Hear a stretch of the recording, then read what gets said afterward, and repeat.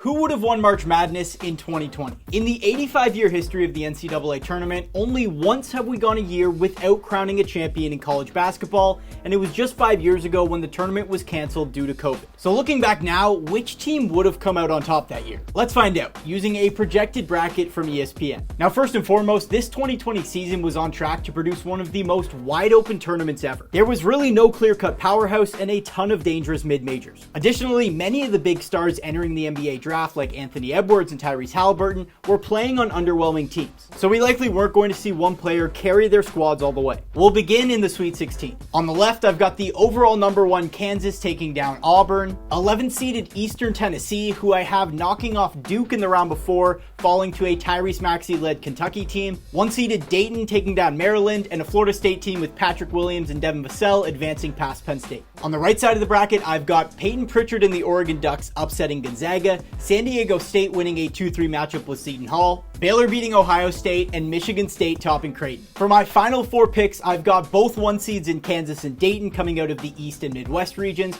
with San Diego State and Michigan State coming out of the West and South. I've got Kansas taking down Dayton and their Player of the Year Obi Toppin, and Michigan State outlasting the Aztecs, setting the stage for an instant classic matchup in the finals between the Jayhawks and Spartans. On one side, you have Udoka Azubuike, Christian Brown, and other vets, and on the other is an all-time Spartan legend Cassius Winston playing in his final game along with Xavier Tillman and Rocket Watts. And in a spirited tilt, I've got Michigan State taking home the title, adding another chip to Tom Izzo's illustrious Hall of Fame resume.